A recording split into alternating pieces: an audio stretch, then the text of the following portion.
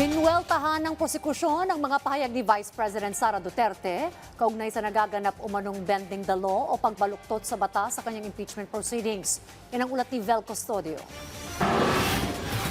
Kwenestyon ng House Prosecution ang pahayag ni Vice President Sara Duterte na may bending the law o pagbaluktod sa batas sa isinasagawang impeachment proceedings. Ayon kay House Trial spokesperson at Kabataan Party List Representative Rene Co, kung may malinaw na halimbawa ng pagmanipula sa batas, makikita ito sa umano'y irregular na paggamit ng confidential funds sa Office of the Vice President at Department of Education noong naging kalihim si VP Duterte na ahensya.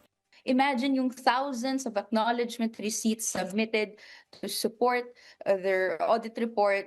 Ni isang official receipt walang nakita. And marami rin po tayong mga acknowledgement receipts nakalagay ang paggasta gamit for medicine, for safe houses.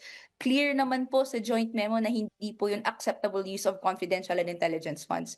If there's anything that has to be answered with regards kung paano na-observe yung law, yung rules, yung regulations, it should be VP Sara Duterte. Sinabi ni Co na hinihintay pa rin ang prosekusyon ng paliwanag ng defense team ni Vice President Duterte sa mga natukoy ng Commission on Audit o COA na irregularidad sa paggamit at pag-liquidate ng confidential funds sa OVP at DepEd. Ayon naman kay House Impeachment Team Advisor at spokesperson Robert Ace Barbers, hindi niya maunawaan ang tinutukoy ni Vice President Duterte na bending of the law. Hindi ko alam kung saan banda na merong bending of the law.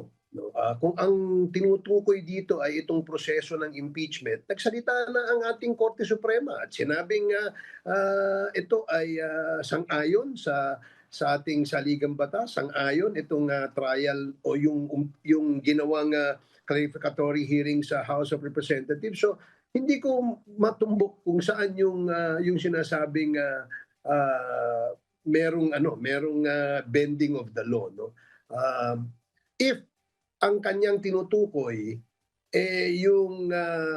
yung tungkol doon sa mga ebidensyang inilalatag ng prosecution, mukhang mali yata because ang sa panig ng depensa sila dapat ang magpatunay na itong mga ina-allege dito sa ating articles of impeachment mapapatunayan o madedebunk sa pamamagitan ng ebidensyang hawak ng depensa.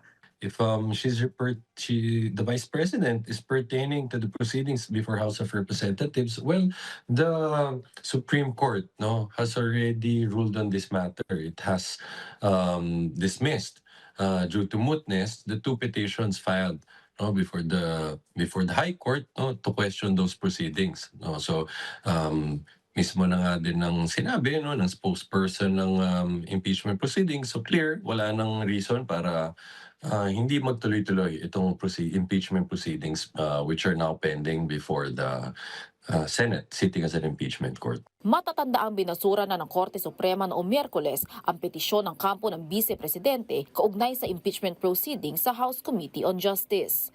Vel Custodio para sa Bayan.